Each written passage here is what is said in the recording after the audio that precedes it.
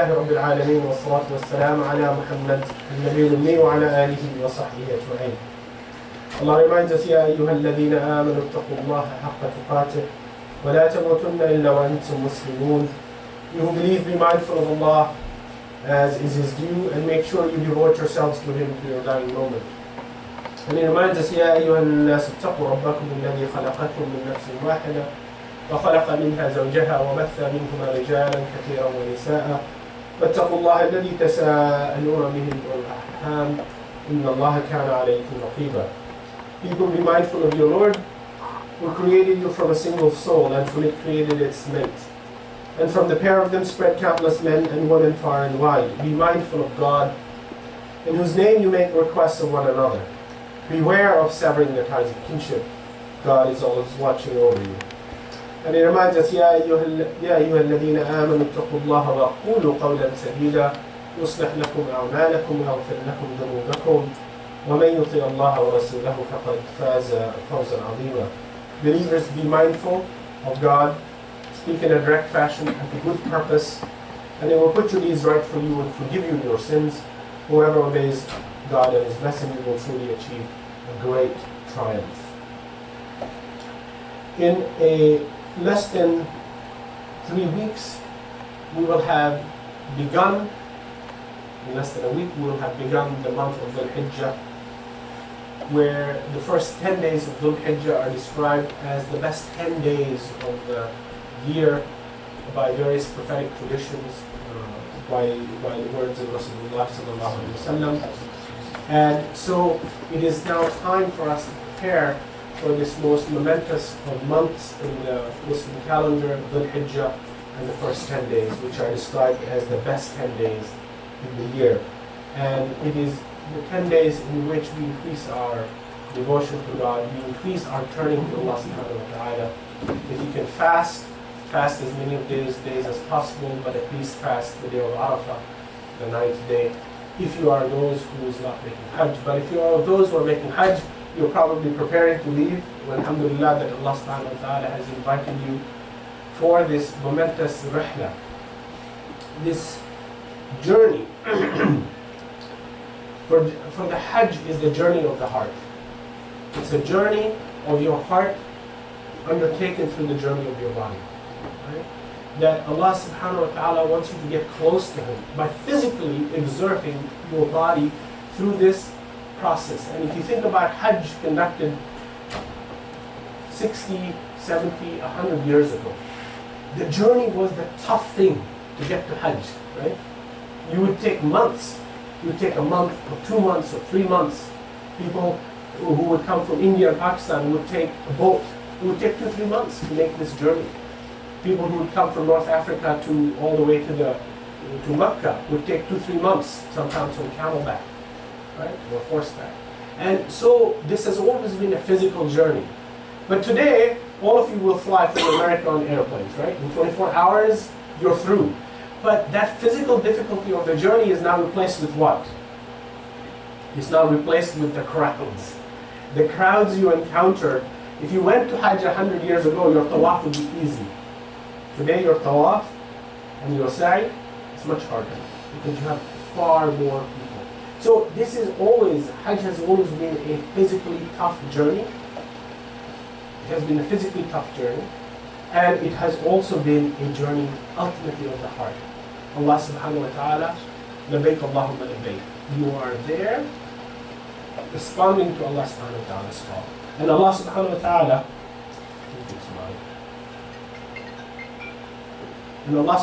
ta'ala,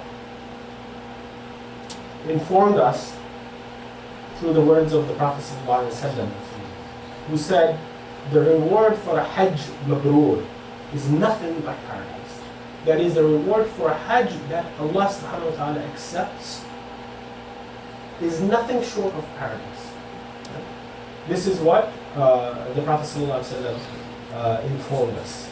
And it is, if you think about the word rihla, or journey, right? Rihla in the Muslim tradition is a rihla for knowledge. This is one of the most sublime rihlas you can undertake as a Muslim. One of the most sublime journeys. Okay? Because this is a journey to the heart of your connection with Allah subhanahu wa ta'ala. Abu Hurairah radiallahu anhu said that the Messenger of Allah sallallahu alayhi wa sallam said, whoever sets out earnestly on the Hajj, seeking Allah, and refrains from obscene or lewd speech, refrains from obscene or lewd speech, and does not leave or forsake his quest, will return as pure as the day his mother gave him birth. This is another one of those rewards for a Hajj well performed. That you return cleansed of your sins, and as if you were born on the day of your birth. That you start with a clean slate. And this is an amazing experience, because it's physically hard, it's physically difficult. I was at a Hajj seminar helping some of the people, and one of the people who helps the Hajjaj go, he was saying, get on your treadmill, start walking, because it's physically exerting, and many of us are not in shape. So, alhamdulillah, the Hajj is physically transformative, and you get close to Allah subhanahu wa ta'ala. And so, again, for those of us who are not making the Hajj, we make dua that Allah makes it easy for the Hajjaj who are going there. And make sure you ask each Hajj who's going, ask them to make dua for you. Find out who's the person going for Hajj, and specifically ask them. It's not a burden on them. It is a pleasure for them to make dua on behalf of their friends, on behalf of their relatives. Okay? This is the most wonderful thing. And of course, if you are one of those Hajjaj, make sure you see and fulfill the request for the eyes of members of your community. I want to share with you today as a very focused message a hadith of the Prophet ﷺ related to Hajj. Okay, but the essence of the message is not a focus of the Hajj per se, but it's a focus on the methodology of how the Prophet taught us and how the Prophet helped us understand our duties. So Abu Hurairah says that the Prophet ﷺ in a khutbah said, O people, pilgrimage has been made incumbent upon you. It's been made obligatory upon you. So undertake it. And that's what he said in the khutbah. And after the khutbah, a person comes to him and says, incessantly, he asks him 2 times, 3 times, he asks him, should I do it every year? Right? Should I do the Hajj every year? And would ask him multiple times, should I do the Hajj every year? And in the end, the Prophet ﷺ said, if I were to say that it should be so, that you should do it every year, it would become obligatory, of course. And of course, the only time the Prophet would say it is if Allah commanded him to say it. We understand that, right? But had he said that, because had Allah said that, and what would happen is, the Prophet said, you would not be able to perform it.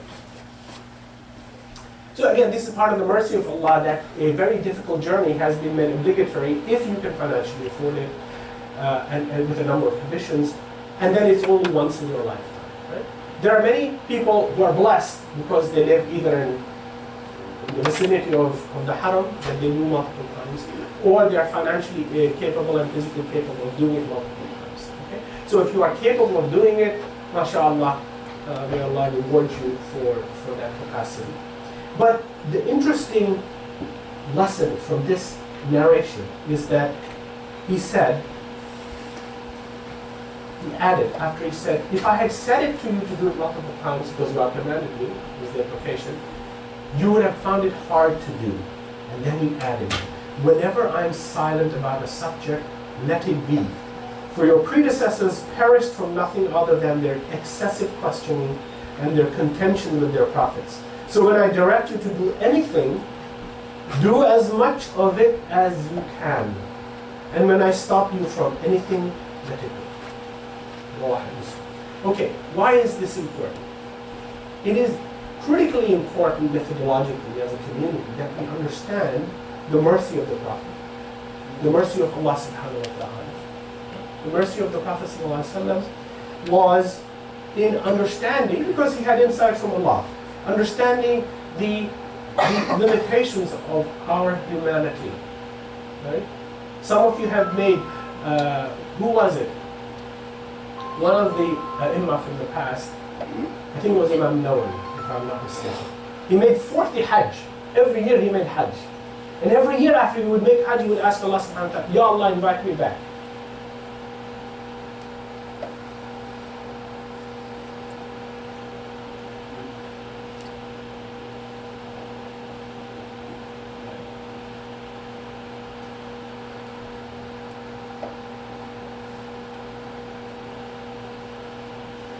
May Allah invite you all.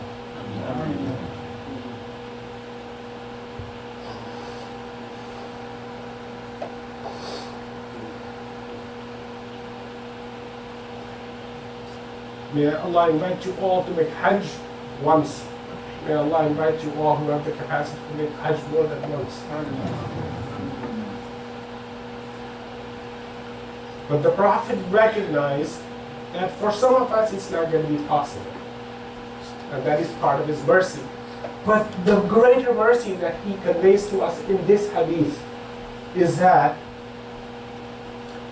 when he gives us an advice, that we don't contend with it, that we don't argue with it. Because the premise of the Prophet is he's rahmatun lil alameen. He's the mercy for the mankind, for all mankind, for the worlds. You know, we translate al-alameen as the mankind. No, it's the worlds.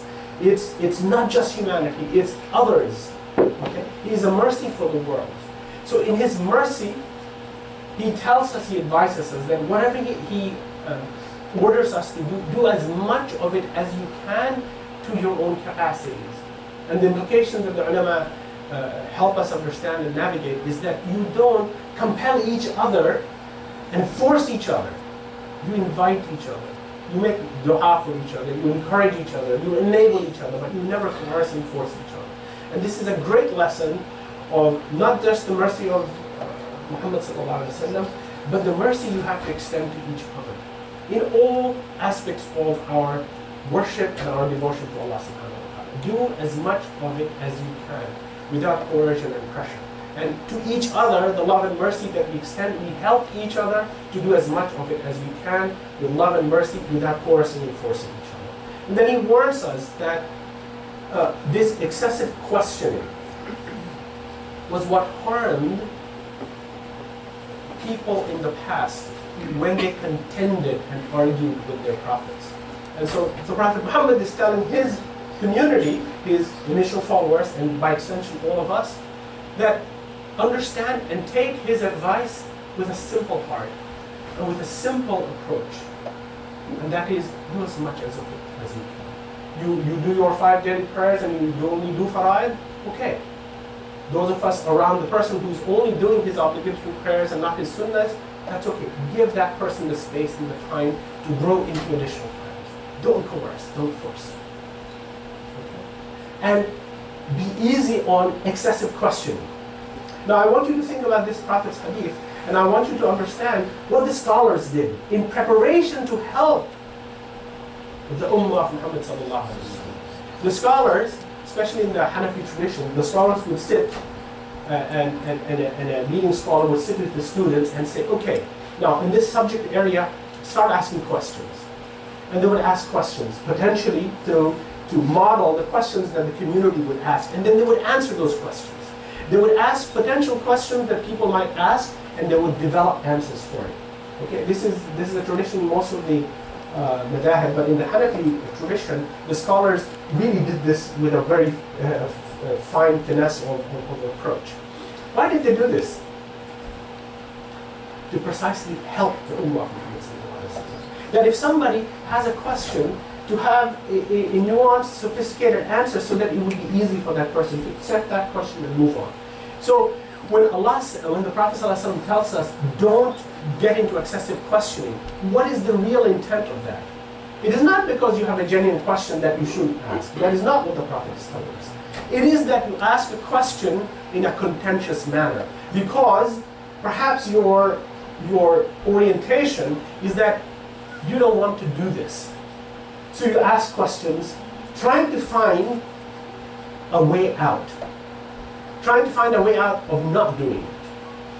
That is the intent, as the ulama explained, of this of the Prophet's message to us. That do as much as you can, keep it easy, but don't ask questions to avoid it. Right? And that's precisely why the ulama would develop questions so that they would have ready answers that they could help those who have questions. Because our assumption for scholars, their assumptions is when a person has a question, it's a genuine question. Right? Because that's the only way you advance understanding of this religion. That the scholars take our questions seriously. But we, in turn, given the Prophet's advice, take the process of asking questions seriously. That we ask questions to help us improve our devotion to Allah subhanahu wa ta'ala. But not with an aim, as folks in the past have done, and some of us do. We ask questions to try and find a way to avoid doing what it is that we are being required to do. Remember, Allah and His Prophet already told us, do as much of it as you can. Do as much of it as you can. You don't have to go overboard. Allah made 5 daily prayers obligatory. The rest of the stuff the Prophet ﷺ did, you love the Prophet, you want to be close to him, you want to do those things, great. You don't have the capacity to do it? Okay. And the rest of us, when we see a person who's having difficulty, help that person with just the difficulty. Don't overload.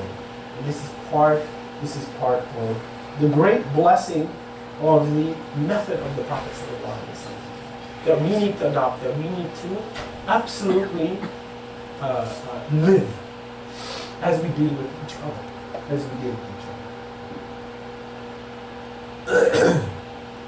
أقول قولي هذا واستغفر الله.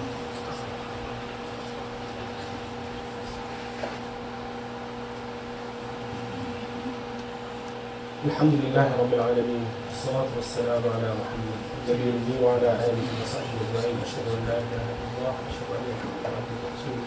If I could ask to those folks to try and move closer to this as possible, that would be very helpful. Inshallah, we'll do it at the end. But if there are some of you who can easily move closer, that would be helpful. There are more people coming, inshallah. So to reiterate, this beautiful hadith that began as from the Prophet ﷺ as a reminder for the obligation and the incumbency of the Hajj on us once a year, based on the questioning of one of his companions, the Prophet gave us a far more potent lesson. And it's a methodological lesson. It is one of the principles of usul al-fiqh. Right? It's one of the principles of our fiqh, constantly established and reiterated by our ulama, by our scholars, that when you help a person get close to Allah subhanahu wa ta'ala, you do it in stages and phases. And you do it with simple, relative simple approaches rather than complex approaches. This is critical to express the mercy of God, the mercy of Allah subhanahu wa ta'ala, and to express the beautiful character of the Prophet ﷺ. You want to be close to Allah. What is the first hadith that is taught to students of hadith? Show mercy to Allah's creatures if you want to be shown mercy from the one who is in heaven. This is the gist of the first hadith that any hadith student would learn from the ulama of hadith. You show mercy to each other. And the Prophet here is showing us 2 key things. Showing mercy by making it easy for us and helping us to ward off shaitan's manipulation, that he gets you into a questioning by perverting your intention. Right? He perverts your intention, or he confuses your intention, and you question for the sake of trying to get out of the obligation. Right? And we can help each other not fall in trap in them, particularly those who are leaders, particularly those who are scholars, and those who are leaders who inspire and direct the community to move towards greater good. It's so incumbent upon you as leaders to understand that you bring everybody together as lightly and as much ease as possible, without burden. This is very important. This is extremely important. It's extremely important for our youth, for those who are elders. Recognize that you have to bring the youth with ease into this religion. But this is a religion of ease. That God intends ease for us, not hardship for us. And it can only be done with ease and easy behavior. Not unprincipled behavior, but with behavior that makes it easy for the person. With behavior that makes one love Allah subhanahu wa ta'ala and one love the Prophet sallallahu alaihi wasallam. And the only way we can do that with each other is to reflect the behavior pattern of the Prophet sallallahu alaihi wasallam. إن الله وملائكته يصلون على النبي يا أيها الذين آمنوا صلوا عليه وسلموا تسليما اللهم صل على محمد وعلى آل محمد كما صليت على إبراهيم وعلى آل إبراهيم في العالمين إنك حميد مجيد ربنا آتنا في الدنيا حسنة وفي الآخرة حسنة وقنا عذاب النار ربنا لا تزغ قلوبنا بعد إذ هديتنا وهب لنا من لدنك رحمة إنك أنت الوهاب ربنا لا تؤاخذنا إن نسينا أو أخطأنا ربنا ولا تحمل علينا إصرا كما حملته على الذين من قبلنا ربنا ولا تحملنا ما لا طاقة لنا به واعف عنا واغفر لنا وارحمنا أنت مولانا فانصرنا على القوم الكافرين عباد الله إن الله يأمر بالعدل والإحسان وإيتاء ذي القربى وينهى عن الفحشاء والمنكر والبغي يعظكم لعلكم تذكرون واقم الصلاة